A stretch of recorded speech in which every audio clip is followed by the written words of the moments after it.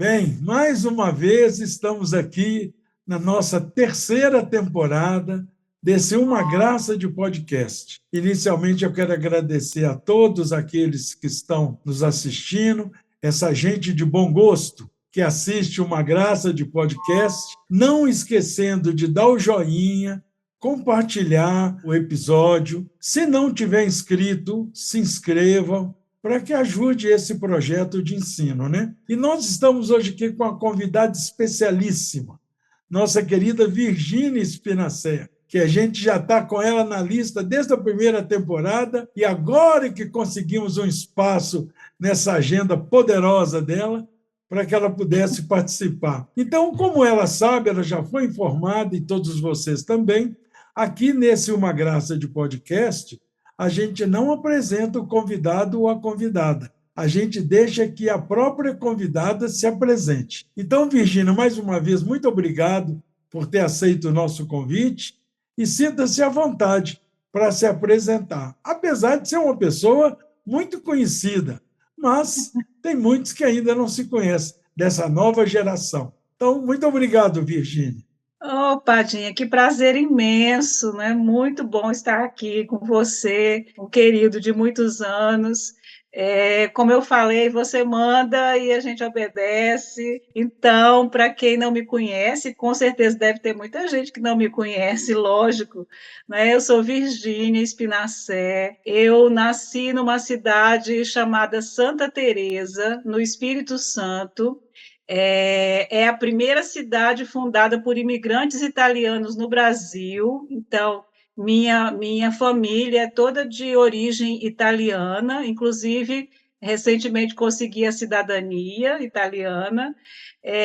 Mas uma família que, como vocês sabem, né, os italianos vieram para o Brasil substituir os escravos.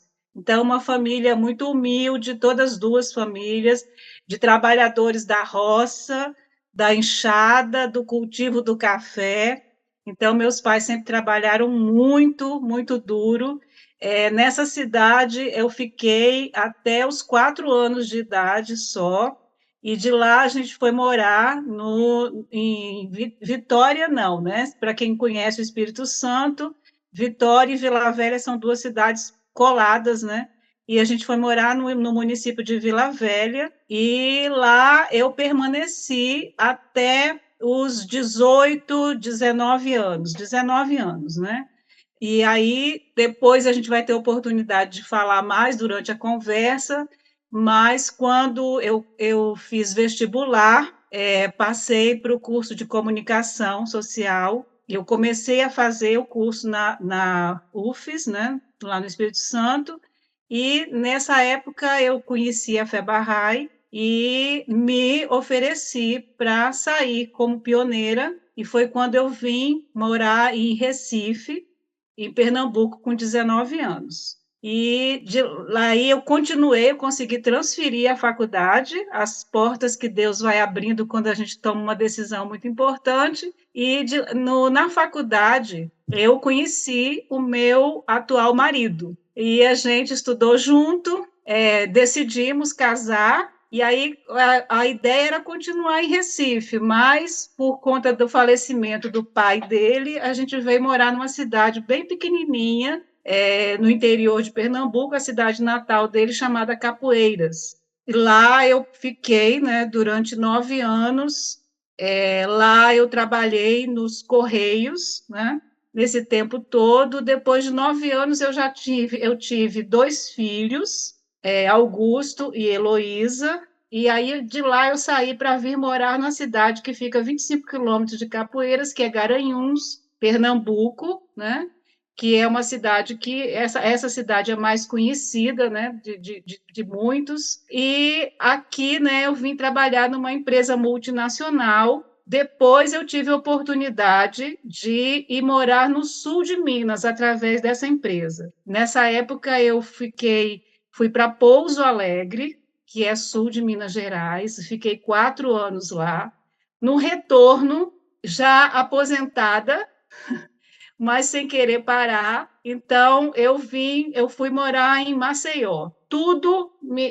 Minha decisão era ir morar em João Pessoa, mas tudo me levou para Maceió. Depois eu entendi porque Deus me levou para lá.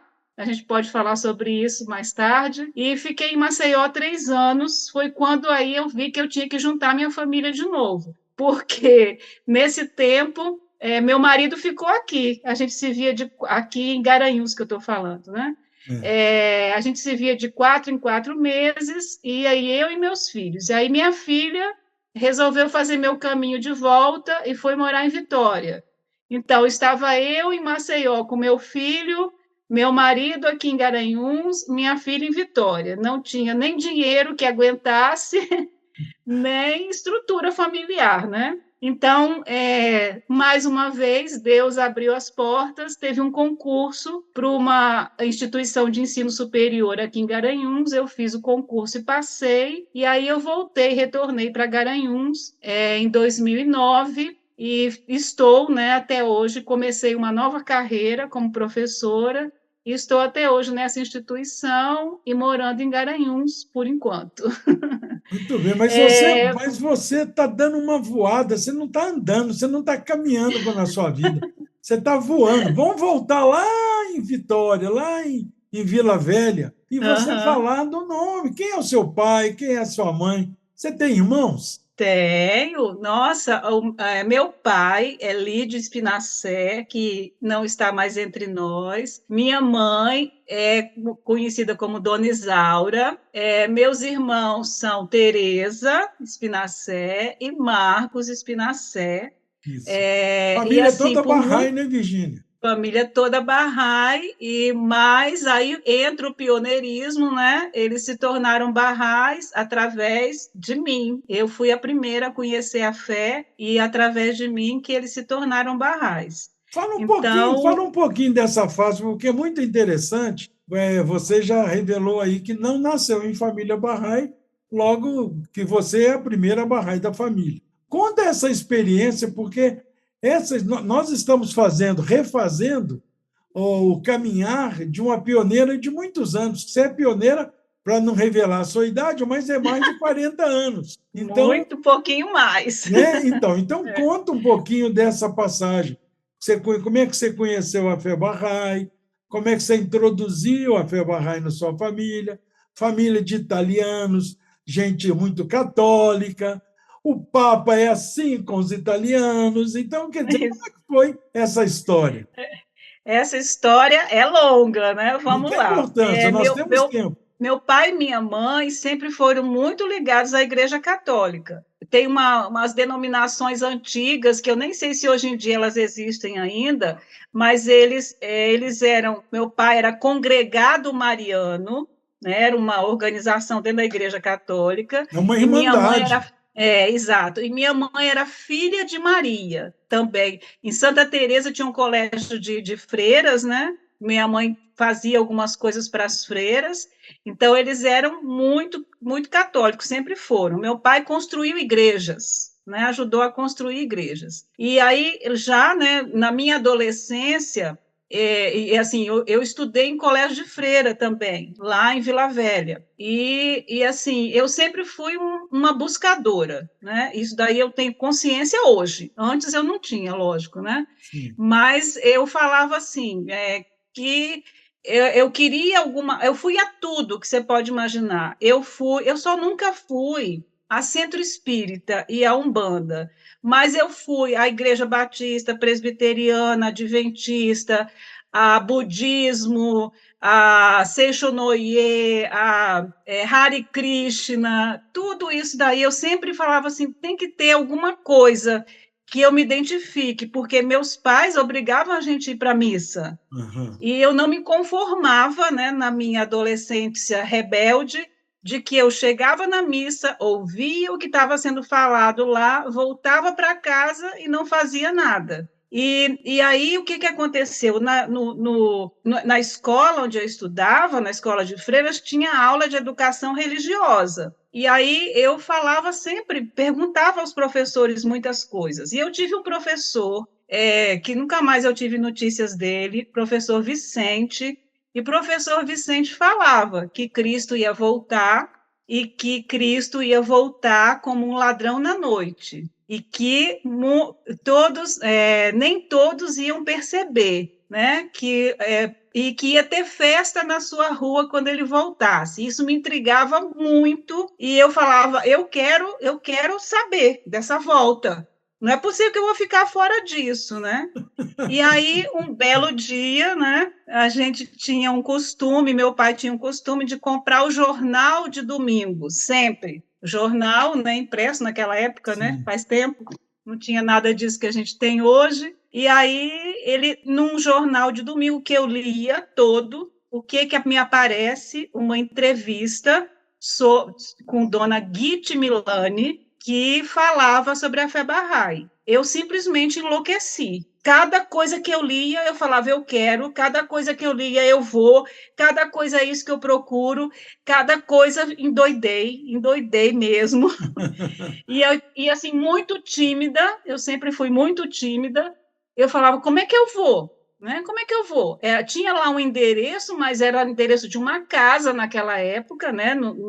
Não tinha sede Bahá'í, não tinha nada, anos 70, né? Em Vitória. E como é que eu vou? E eu não parava de falar nisso. E minha mãe começou a ficar preocupada e ela comentou, minha mãe, né? Muito, muito simples, ela era servente, ela era merendeira de uma escola do município, e ela comentou, eu estou muito preocupada com a Virgínia, porque ela agora inventou uma história que ela viu, que ela leu, e ela quer ir não sei mais o quê. E aí, quem estava lá, quem era uma das professoras, era Zezé, lá de Vitória, que muitos conheceram, que faleceu tem pouco tempo agora. E Zezé falou, eu conheço os Barrais, eu sei aonde eles se reúnem, eu levo ela. E nessa época... Sua mãe pediu Aí, ajuda, você pediu ajuda para a pessoa errada, né? nessa época, eles faziam algumas reuniões num salão que tinha na rua 7 de Setembro, em Vitória, uma rua bem no centro da cidade. Eles tinham o seu marido de Dona Tuba, seu Maane, tinha uma padaria embaixo, e em cima era um salão. Eles faziam uma semana com várias palestras, várias reuniões. E aí eu combinei com ela, vamos. Quando a gente combinou, não deu certo. Chegamos lá, não achamos, não.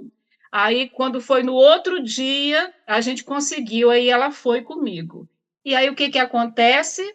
Seu Razi fazendo uma palestra sobre a igualdade entre homens e mulheres. Seu E Raso, aí, marido da Dona Guite.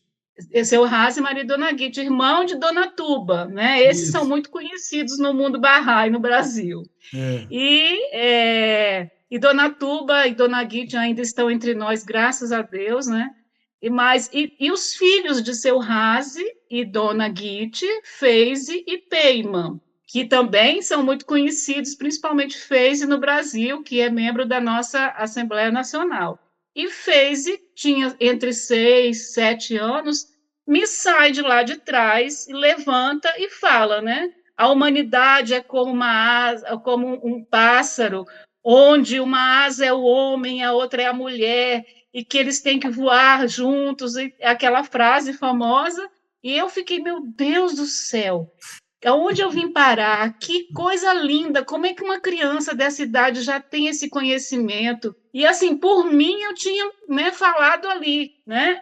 Eu sou Bahá'í, né? É isso que eu quero. Só que, né, naquele momento também não era assim. A gente tinha que estudar primeiro, ler um livro muito famoso entre os Barrais, que é o Novo Jardim, principalmente os da nossa idade, frequentar algumas reuniões e tal. E isso foi acontecendo, né? E até que eu lembro que a minha declaração foi no Ano Novo Bahá'í, na festa de Ano Novo Bahá'í, né? Mas nesse meio tempo teve algumas provas também. Antes de eu me declarar, teve algumas provaçõezinhas aí, principalmente com relação ao meu querido pai. Meu pai conhecia a Bíblia como ninguém. Até hoje eu não encontrei ninguém assim, só um Bahá'í iraniano, né, no Brasil, que ele realmente conhecia também muito a Bíblia. Mas meu pai conhecia a Bíblia como ninguém. E eu, né, na minha rebeldia toda, falava com ele, Cristo já voltou, não sei mais o quê, e era brigando, sabe?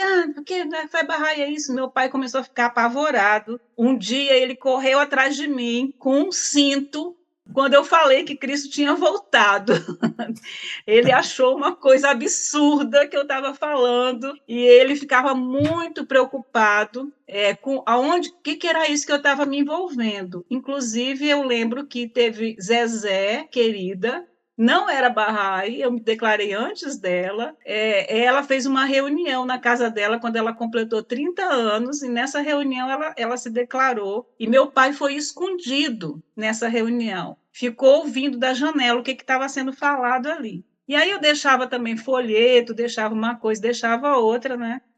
Mas aí a outra prova foi que eu conheci um rapaz e ele era assim, lia muito Krishnamurti. Você conhece Sim. Krishnamurti? E uma das coisas, apesar dele ter muitas coisas interessantes, ele é contra as religiões, né? Ele acha que É. isso é como se fosse um ópio, tudo isso, né? E esse rapaz me passou esses livros e eu comecei a ficar, né, me deu um nó na cabeça, e aí eu me afastei das reuniões e tudo. Aí, nessa época, Charla, filha de Dona Tuba, que era mais ou menos da minha idade, me procurou, e aí Dona Tuba, que teve uma conversa comigo, e aí, né, esclareceu muita coisa, e eu fui retornando, né? É muita história, viu? Muita importância. Está muito linda, porque, sabe, Virgínia, como nós, esse objetivo, como nós já dissemos, é para mostrar para outros jovens de todas as idades, que eu sempre tenho dito isso ultimamente. Aqueles como nós que se aposentou, tem muitos que pensam que a vida agora acabou. Outros que Aham, se aposentou pensam que a vida agora começou. Então, exato. tem aposentados de todas as nuances de pensamento e jovens, Uhum. para ver como é que é a história de cada um de vocês, que são de nós, né, que somos pioneiros, tivemos essa oportunidade. Olha que o caminho não é melzinho na chupeta. Às vezes tem grandes dificuldades, passa por grandes provações, mas eu sempre lembro das palavras ocultas de Bahá'u'lláh, quando ele diz que exteriormente, as provas, né, exteriormente é fogo e vingança, mas interiormente é luz e misericórdia. Então, muitas É vezes, verdade. você está contando aí, nós vamos desvelando esses mistérios, que às vezes as provações, você vai chegar no ponto que seu pai foi um dos barrais mais queridos que o Brasil já teve. Tomou conta Poxa, de Sede Barra, e a história dele como Barra é maravilhosa. E uma hora dessa ele está no céu nos assistindo. Mas olha como é uhum. que começou a história. Correu atrás Pois da é, filha Barra foi com um cinto na mão. E um cinto, porque eu falei que, né, Bahá'u'lláh era a volta de Cristo, que Cristo já Cristo tinha já voltou. voltado. Ele ficou, como que eu conheço a Bíblia tão profundamente? Eu não estou sabendo disso. Que história é essa? Você está maluca, né? Então fica à Mas assim, vontade. o que Fica à vontade. aconteceu é que aí eu comecei, me juntava com os jovens, né? Não, Os mas aí, jovens dona, que aí hoje em dia. você estava no momento que Dona Tuba te esclareceu um pouco mais, você ficou mais aliviada, Sim. e aí?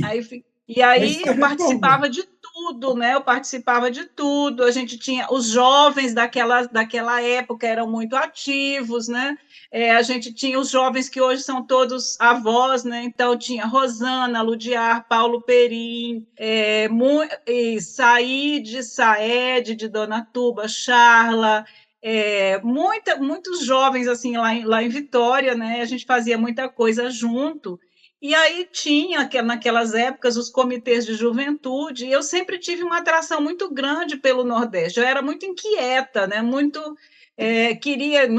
queria ficar parada. E aí chegavam aquelas cartas dizendo das metas de pioneirismo, e aonde precisava de gente, tal, onde tinha barrais, mas precisava de reforço. E aí eu fui me aprofundando nisso, e um dia chega uma carta em que tem lá um dos locais que precisava de pioneiros, era Recife. E aí eu caí na besteira de falar, né? Se eu conseguisse transferir minha faculdade, eu ia. E aí eu falo que o responsável por isso foi Said, né, Mani? Aí ele pegou na palavra E ele já começou a fazer tudo que era possível para eu ir embora, né? E foi uma loucura, né? E por isso, assim, os jovens que estão assistindo, muito bom saber dessas histórias, não só a minha, né? A Sim, claro. sua também, Padinho, né? Claro. Espero que você conte a sua também aqui. Porque, gente, hoje é tudo muito fácil. Ninguém dá valor a essa facilidade. É. Eu não sabia nem aonde era Recife, só pelos livros de geografia. Não tinha Google, não tinha no celular, não tinha internet. Minha família não tinha nem telefone fixo, era muito caro na época. Exato. Não tinha nada. Não tinha Instituto Ruri. Não tinha. Eu fui para uma reunião em Belo Horizonte com o Sérgio Couto, né? Eu tenho até aqui, eu ia procurar para mostrar aqui o manual de pioneiros, né? Que eu já mostrei isso outro dia numa reunião, ninguém acredita que isso existia. É. Eu tinha uma pilha de livros estudados, marcados, né? E tinha uma família em Recife, né? A família do professor Vicente Alencar, e também tinha Core e Olano Corrêa, que mora em Portugal há muitos anos, que eram famílias que existiam em Recife, que eram barrais, e aí fizeram todo o intermédio através do comitê, né, de pioneiros, que o Sérgio era quem Virgínia, cuidava. mas antes Oi. de chegar nesse ponto, lá ainda voltando, estou te trazendo de volta toda hora, você está muito acelerado. Ah, imagina. Lá em casa, lá na sua casa, então aí teve todo esse quiprocó. Mas aí como é que foi que você foi conquistando? Porque quando você saiu de pioneira, seu pai já era Bahá'í, sua mãe? Ainda não. Então, Não, então isso conta é muito importante, isso. porque eles eram o tempo todo assim. Aí meu pai, depois de ter corrido atrás de mim com o cinto, começou a ver que eu estava muito firme nessa história e começou a ver que tinha alguma coisa aí que ele precisava conhecer. Aí eu deixava folheto em cima da mesa, um livro aqui, uma coisa ali. Ele foi conhecendo algumas pessoas, e quando eu falei que eu ia sair, que eu vinha embora, foi um desespero, porque eles não eram barrais, né? Sim. Minha mãe, nossa senhora, ela fez tudo que você pode imaginar, ela fez para eu não vir. A maior oposição foi dela. E aí meu pai foi uma pessoa muito sensata nesse momento, apesar dele não ser barrai, apesar de tudo o medo que ele tinha, onde eu estava me envolvendo, ele me disse assim, que ele com 18 anos, né? Imagina quando ele tinha 18 anos, que ano que era isso? Ele saiu de casa e sobreviveu. E que quando eu tinha 5 anos, eu tive um problema de uma disritmia. E ele disse: naquele momento, eu te entreguei a Deus. Então, você tá me falando que você vai para fazer o caminho de Deus, que Deus está te chamando. Quem sou eu para te impedir? Puxa, que Eu nunca legal, vou hein? esquecer essas palavras dele. Foi. E ele não era Bahá'í, tá? E aí eles não me impediram. Então, minha mãe, sim, minha mãe, até hoje eu acho que se ela pudesse, ela me levava de volta. E aí o que aconteceu? Aí, né, entra naquela história que eu acho que foi a declaração Bahá'í mais importante que eu presenciei, não, que eu tive conhecimento, né, na minha vida, foi quando eu já estava em Recife, né, e um belo dia, não sei te dizer, eu tenho isso anotado, mas agora eu não sei dizer quantos meses se passaram, mas um belo dia chegou um telegrama para mim, telegrama, eu sou da época de telegrama, tá?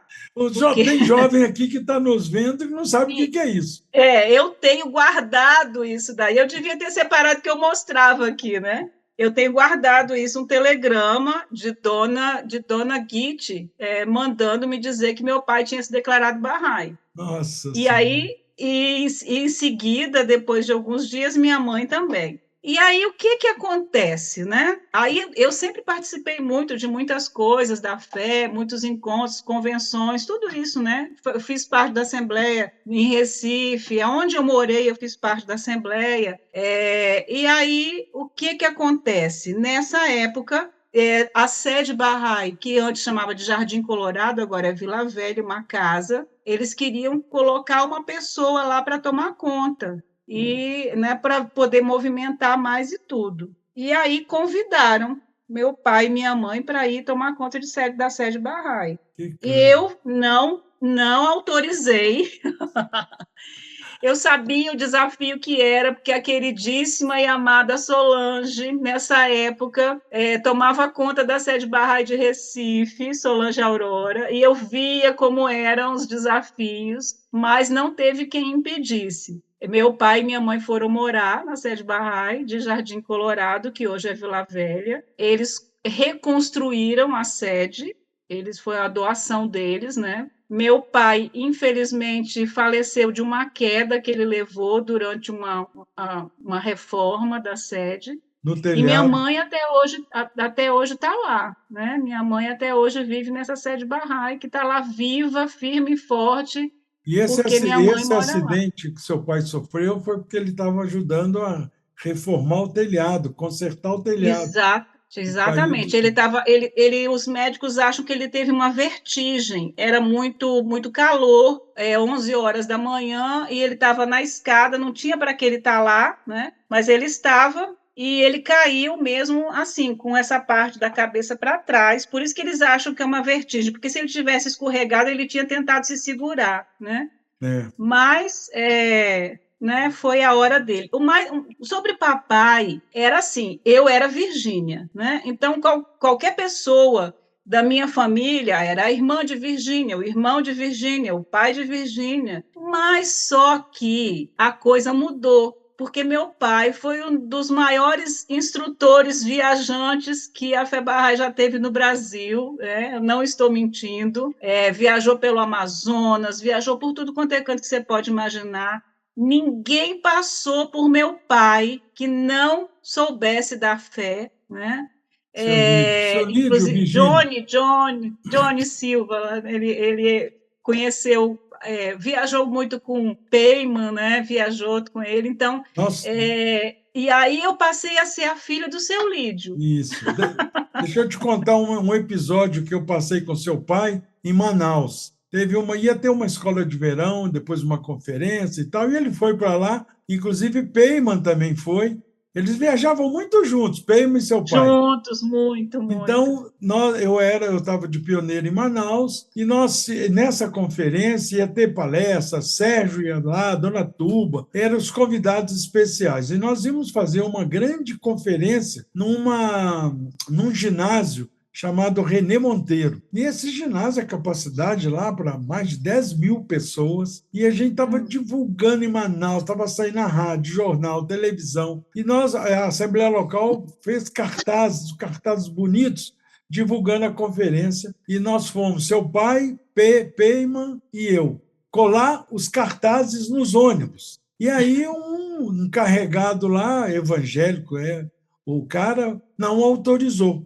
Mas nós já tínhamos conversado anteriormente com o gerente da empresa e ele autorizou. Aí ele falou assim: olha, esse cara é muito enjoado, o que não autorizou. Esse cara é muito enjoado, está autorizado, só que o horário dele é o dia inteiro.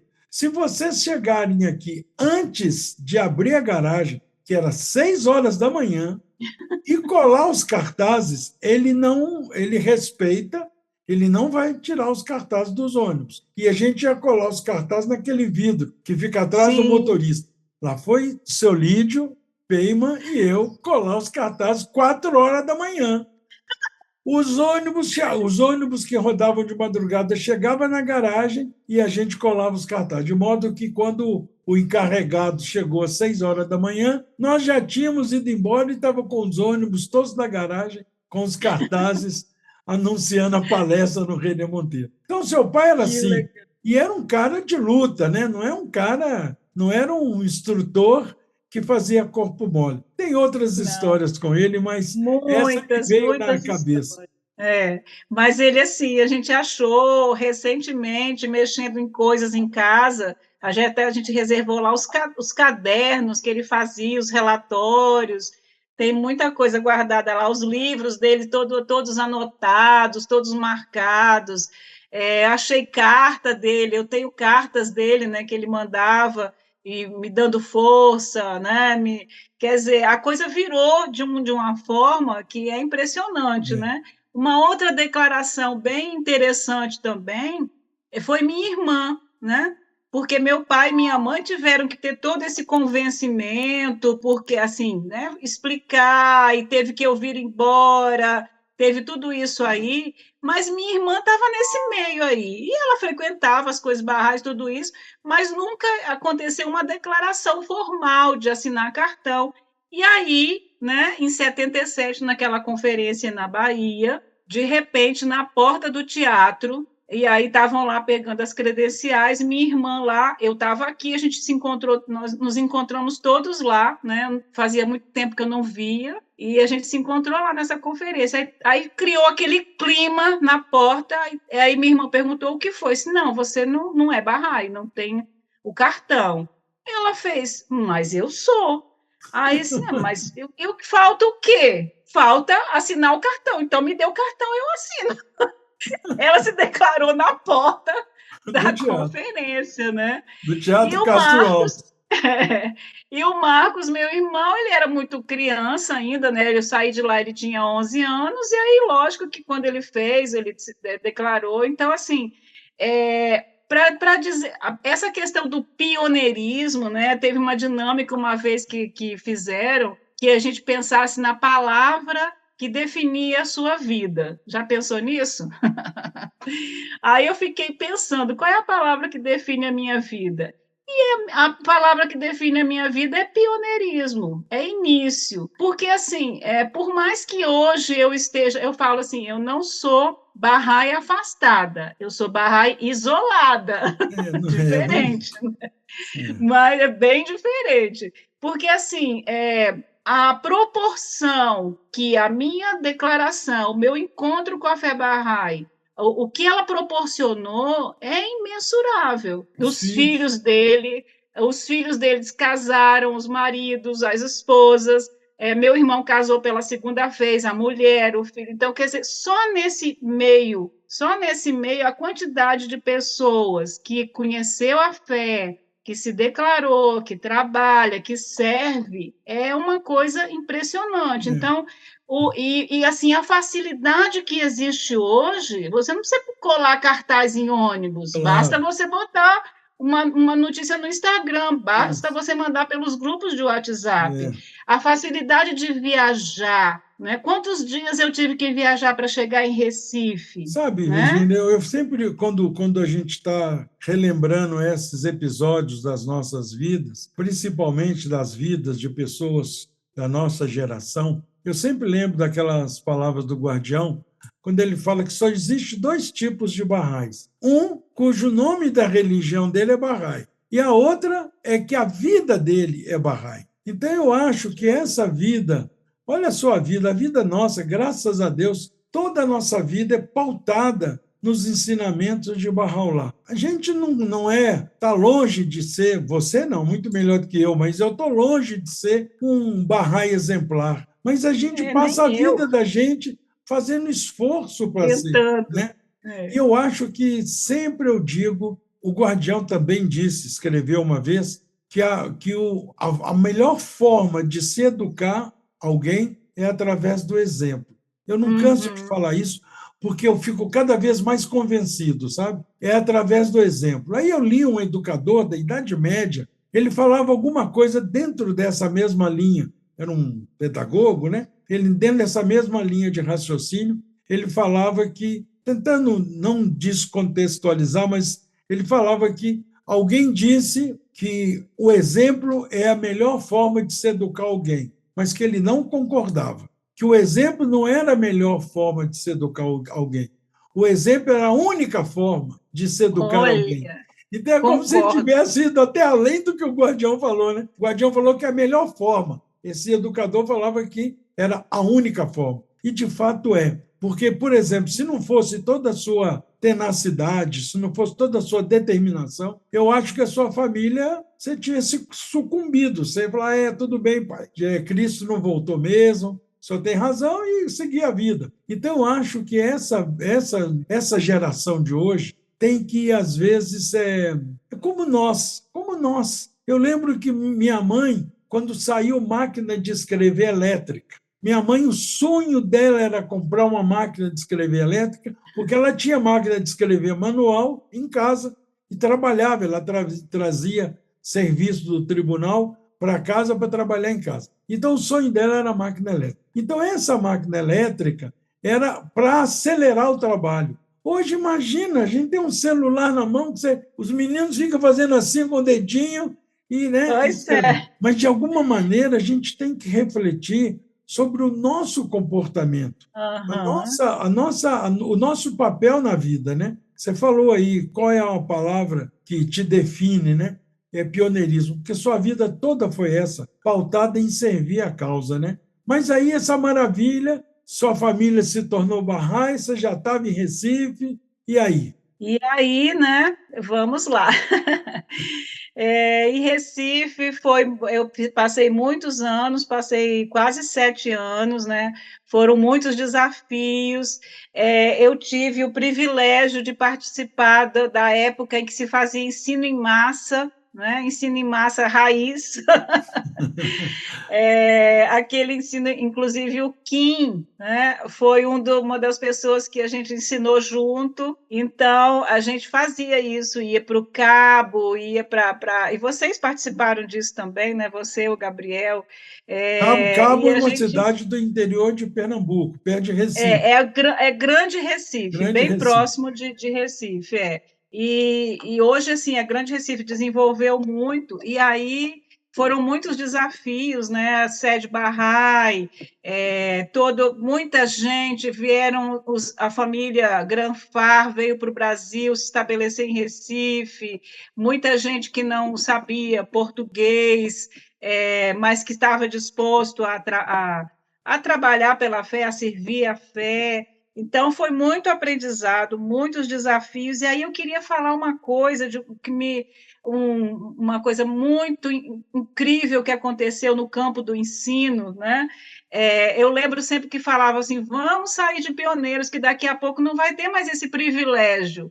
E acho que a gente está chegando nesse momento, né? Porque a fé Bahá'í está espalhada por todo canto. Não, todo mundo, muita gente sabe da fé, é muito fácil hoje divulgar, né? Inclusive através desse canal aqui que você tá fazendo, né? E aí uma vez a gente foi ensinar no Cabo, essa história talvez você até lembre, e a gente foi ensinar e subindo aquelas ladeiras lá dessa cidade, e aí a gente encontrou uma senhora e começamos a falar com ela da fé, ela estava na porta de casa e a gente começou a falar. Naquela época tinha uns álbuns, que eram o que eram os álbuns para os jovens. A gente fazia, né, colado, com figuras coladas, escrevia para ficar mais fácil da gente ensinar, né? Hoje, meu Deus do céu, tanta facilidade, meu Deus. E aí a gente foi mostrar esse álbum, aí tinha as figuras centrais e tinha a foto, né, que está aí na sua tela também, de Abdu'l-Bahá. E quando ela viu a foto de Abdu'l-Bahá, ela falou, eu sonhei com ele ontem. Falei, como assim? Eu sonhei com ele ontem. Então, é lógico que eu vou aceitar isso, ela disse, né? É incrível, a pessoa nunca tinha visto nada, ela sonhou com Abdu'l-Bahá, meu Deus do céu. Isso foi realmente muito impressionante. Essa senhora, ela foi trabalhar na casa da família Granfar, e ela cuidou dos dois, dos mais velhos, né? O pai e a mãe de Meran, esqueci o nome dela agora, e ela cuidou deles até a morte deles, ela viveu com eles, sabe? Então, assim, são mistérios que a gente não consegue entender, né? Olha, Bahá'í, Virgínia, eu sempre digo, teve um desses episódios, nós já estamos, como eu disse, na 3ª temporada e já tem preparado, assim, de convidados até a 7ª temporada, embora tem gente para até 11 temporadas. Nossa!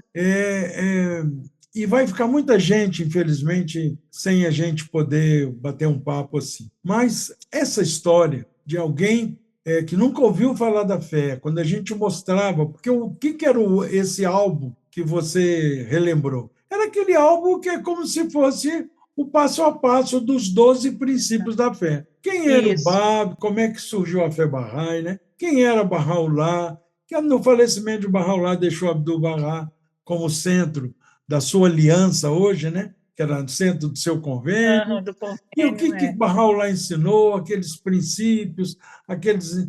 E depois que terminava tudo isso, a gente perguntava para a pessoa o que ela achava. Ela, normalmente, né, 90% das vezes, gostava. E a gente perguntava, você não gostaria também de fazer parte da grande família de Bahá'u'lláh? As pessoas aceitavam ou não. Ou a gente nem perguntava. No meio da apresentação do álbum, a pessoa fala, nossa, mas é isso que eu estava esperando. Tinha mil reações, né? Mas essa que você contou, de ter sonhado com Abdu'l-Bahá, uma pessoa que nunca tinha ouvido falar da fé Bahá'í, não é a primeira. Eu já ouvi experiências de vários lugares diferentes, porque a fé Bahá'í é, além de tudo, mística. Como é que explica, no dia do martírio do Bab, 750 fuzis apontados para duas pessoas, atiram nessas duas pessoas, um deles desaparece. Que imagem que é essa? É um milagre e tal. Isso é a fé Bahá'í, é mística, é muita coisa que a gente não entende. Agora, essa situação de Abdu'l-Bahá, eu vou contar uma história aqui que aconteceu comigo, não vou mencionar o nome, porque às vezes a gente tem que contar um milagre sem mencionar o santo, né? Tinha uma senhora Bahá'í que ela estudava essa coisa de radiestesia, sabe? Uma coisa que tem uma varinha e essa varinha mede a energia, né? Então, encosta a varinha perto da pessoa, a varinha vai abrindo assim, e em função do grau de abertura, é o grau de potência da energia daquela pessoa. Aí ela estava estudando isso, muito empolgada, e nós chegamos na casa dela. Falei, vou medir a energia de vocês, porque ela não era Bahá'í, mas depois ela se tornou Bahá'í. Aí, vou medir a energia de vocês, que são Bahá'ís, que não sei o quê, e aí mede aí mediu a energia da gente dava 19 mil quilômetros. Eu falei, como assim? A energia minha expande a 19 mil quilômetros? Ela falou, é uma boa distância. Não é uma coisa absurda, mas é uma boa distância. Falei, imagina, 19 mil quilômetros. Aí mede aqui, mede ali. Pegamos uma foto de uma revista de um modelo. Era um cara muito bonitão, assim, de terno e tal. Aí eu falei, mede aqui esse cara aqui, vamos ver ele. Ela falou, não, na fotografia não funciona. Fotografia é fotografia, papel com tinta, não tem energia. Tenta, já tentei. Aí chegou perto lá da foto do cara, a varinha nem mexeu, ficou balançando assim. Aí pegamos a foto de uma moça, a varinha ficou só mexendo. Aí nós pegamos a foto do Bahá no álbum. Aí ela falou assim, não, gente, não dá. E ela já sabia quem era Abdu'l-Bahá, já tinha ouvido falar da fé Bahá'í. Ela falou, não, mesmo a foto de Abdu'l-Bahá não dá, é foto, gente. Eu falei, você já mediu? Não, mede então. Aí ela, tá bom, foi lá toda descrente e encostou a varinha na foto de Abdu'l-Bahá. A varinha virou e encostou. Aí ela falou, sabe o que significa a varinha fazer essa volta quase que praticamente de 360 graus? Infinito. Infinito. A energia da foto de Abdu'l-Bahá irradia energia para o infinito. Aí eu falei assim, será que é talvez por isso que Abdu'l-Bahá, porque uma pessoa tão humilde, com tantas histórias, com tanto exemplo de modéstia e, ao mesmo tempo, de poder, de autoridade, o que Abdu'l-Bahá falou com relação à foto dele? Que a gente deveria espalhar a foto dele. Olha que legal. Tem tudo a ver. Tem tudo a ver. Se a gente espalha a foto dele, então essa foto que está aqui atrás, que você mencionou, ela está emanando energia. Pois é, impressionante. E aí a gente volta lá para o exemplo, né, que a gente tem que dar. Abdu'l-Bahá foi o exemplo perfeito. Então, exatamente. Olhar os passos dele, a gente não vai chegar nem ao ínfimo, né? Mas a gente, pelo menos, tem que se espelhar nisso daí. E Eu acho cada... isso muito importante, porque por exemplo, eu dou aula, né? Eu não tenho, não vou chegar na sala de aula e falar, eu sou Bahá'í, a fé Bahá'í é isso, isso e isso. Mas eu falo coisas que a fé Bahá'í ensina. Em Sim, algum momento sempre tem alguém que vai falar. Já teve uma aluna que falou, eu tive a oportunidade de falar com ela, né? Sobre a fé, ela falou: Ah, professora, eu sabia que tinha alguma coisa, né? Porque o que a senhora fala tinha que ter alguma coisa, né? Além de um livro qualquer, didático, né? Aí eu falei muito com ela a respeito da fé e tudo, até hoje eu me comunico e falo as coisas para ela, mas é aquela coisa do exemplo, não adianta eu chegar lá e falar alguma coisa se eu não estou praticando isso. olha, Ninguém vai acreditar em nada. Por que você está falando? Que hipocrisia é essa que você ensina uma coisa e faz outra, né? não tem nada, não tem nada mais poderoso. Eu contei outro dia, num desses episódios, por um casal, eu estava lembrando aqui, nós recebemos a visita de uma senhora do IBGE para fazer o censo. Uhum. E para cada, ela falou lá, para cada, são 30% das pesquisas, eles chamam de completa. Pergunta detalhe, quanto que cada um da família ganha, quem trabalha, quem não trabalha, grau de instrução, um monte de coisa. A entrevista dura mais de uma hora. A sua foi a completa? A minha foi completa. A minha não foi, não. Então, da rua inteira, que ela falou que teve 3 casas que foi completa. Uma Uhum. só, uma só. Só dessas 3, só nós fomos uma delas. Mas veja que interessante, que não tem nada por um acaso, nada acontece sem Tem não. significado. Como Não. dizia a Dona Efátia Efterrari, tudo tem significado. Então, essa senhora explicou que era completa. Eu falei, não, então entra, vamos sentar. Estava a Verônica e eu em casa. Eu falei, não, pode fazer do portão mesmo.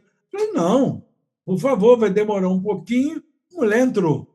Entrou e pergunta isso, e quanto ganha, blá, blá, blá, blá, blá, até que chegou um momento, e a religião? Religião. Aí nós, Bahá'í. Bahá'í, que legal. Eu conheço a fé Bahá'í. Falei, conhece? Como você conheceu a fé Bahá'í? Falei, morei do lado de uma vizinha, assim, no mesmo quarteirão, de uma senhora Bahá'í. Mas uma senhora maravilhosa. Aí contou que ela tinha ficado viúva e entrou em depressão. E essa senhora Bahá'í percebeu. Quando ela cumprimentava, aí eu não respondia com a mesma alegria. E aí ela Uhum. falou: o que você tem? O negócio todo. Começou a se meter na minha vida. Mas aí eu percebia que ela estava se metendo, mas com uma intenção de ajudar, coisa que nem parente estava fazendo. E essa Uhum. senhora insistia, e nós ficamos amigas, e de vez em quando ela levava uma torta, ela fazia um bolo, ela levava um pedaço, e sempre perguntando como eu estou. Se passava 2, 3 dias sem me ver no portão, ela batia no portão, me chamava e perguntava como é que você está. Uma senhora maravilhosa. Eu falei, quem é? Aí ela falou, Dona Kidas, uma senhora persa que morou aqui, em Uhum. Mojimirim.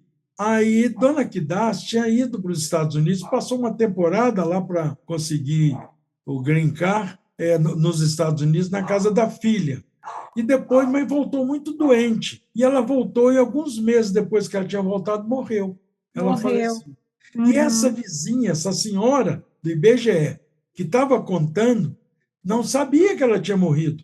Porque Dona Kidas Nossa. chegou, menos de 2 meses, Dona Kidas faleceu. Então, ela acho que nem chegou a ver Dona Kidas. Aí nós falamos, oh, que coisa e tal, Dona Kidas faleceu. Essa dona quase passou mal aqui em casa. Meu Deus. Não me fala uma coisa dessa, como é que morre tanta gente ruim, uma pessoa que é um anjo. E aí trouxemos água para a dona ficou calma. Olha, foi mais de uma hora a entrevista, metade dela foi a gente acalmando essa senhora. Falando. Mas ela contou tanta coisa bonita que a dona Kidas fez por ela, que é isso que gera no coração do outro. Então, gente que está nos vendo e nos ouvindo, sabem disso, mas a gente tem que tentar colocar em prática a vida exemplar que Abdu'l-Bahá nos ensinou. Coisa que Exatamente. não é fácil. Não Cada é. vez que eu vejo a foto de Abdu'l-Bahá, eu sinto tanto que eu estou distante dele, mas A Todo gente se dia eu tento. envergonha, né? A gente se envergonha Mas quando a todo gente dia olha eu para a vida do tento. Barra. Então, assim, Padinha, você está me fazendo lembrar, né, essa coisa do exemplo. Uma primeira coisa é o nosso comportamento nas redes sociais, né?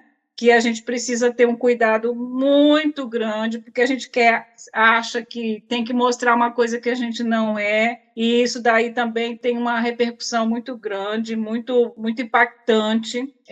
Que a gente lembre de Abdu'l-Bahá quando a gente estiver nas redes sociais. E uma outra coisa foi a morte do Carlos Alberto, do Beto Gariani, lá do Espírito Santo, de São Gabriel da Palha, que ele morreu de Covid, né? sim, Uma coisa que ninguém podia imaginar, uma pessoa super saudável, super espiritual.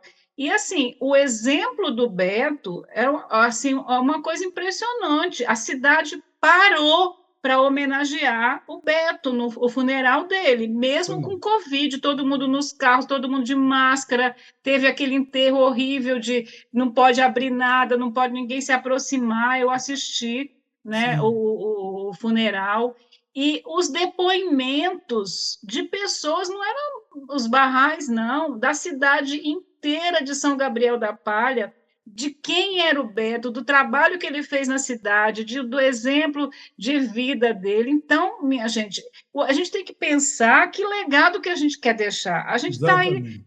com esse na nossa vida, a fé Bahá'í, o remédio para a humanidade para essa época. A gente tem todas as soluções, a gente não, né?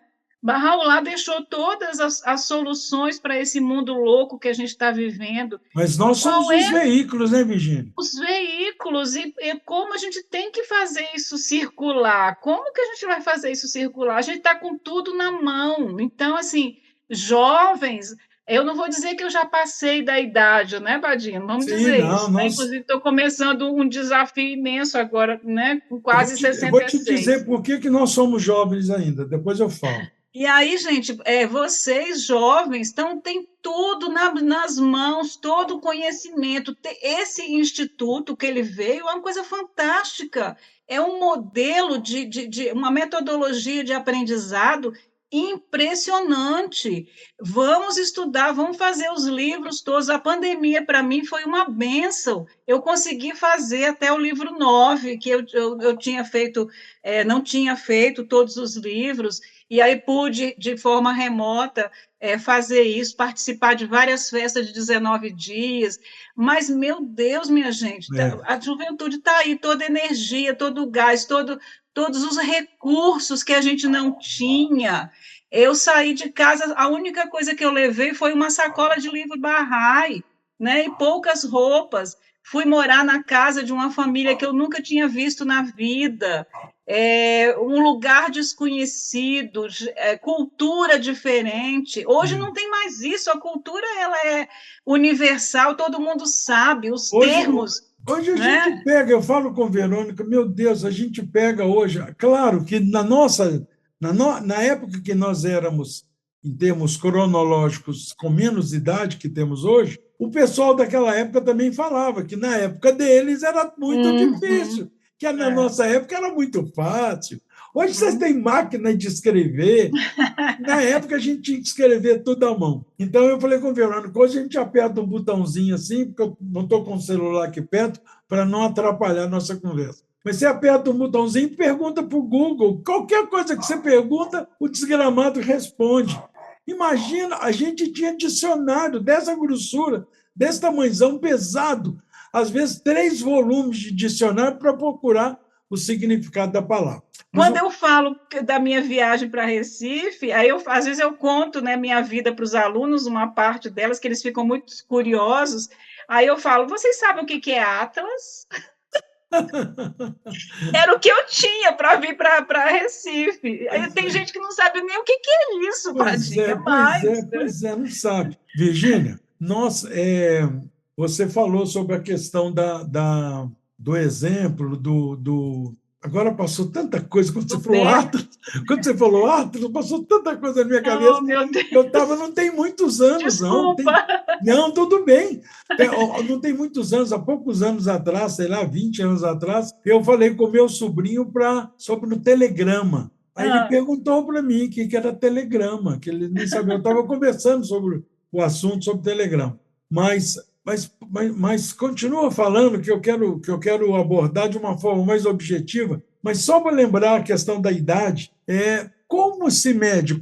Quantos anos tem uma eternidade? Nossa! Então, é só as pessoas pensarem nisso. Quantos anos Uhum. tem uma eternidade? Nós temos 60 e poucos, então nós somos muitos, 60 e poucos anos. E uma eternidade a gente não consegue nem medir. Como nós somos seres eternos, graças a Deus, literalmente graças a Deus, então nós somos muito jovens, Virgínia. É 60 verdade, e poucos né? anos e uma eternidade pela frente, né? Mas continua abordando. Eu quero abordar um fato sobre provas, as provações que a gente passa, né? Quando eu me casei, eu fui morar numa cidade muito pequenininha. Hoje ela ainda é muito pequena, né? Ela tem, né, 20 mil habitantes. Na época ela era bem menor. E assim, eu me casei nos anos 80 e na cidade só existia a religião católica. Então, o padre dominava todo mundo era católico, né? Ninguém podia ter outra religião, né? Esse padre viveu muitos anos, e foi muito difícil para mim, tá? Muito difícil, porque meu marido muito conhecido lá, a família dele toda de lá, Essa então cidade que você está mencionando é Capoeiras, né, Virgínia? Capoeiras, é. Então, meu marido, a gente fez 500 convites de casamento. 500 pessoas a gente convidou para o nosso casamento. E o nosso casamento foi Bahá'í de manhã e católico à noite, né? Então, o convite foram as duas.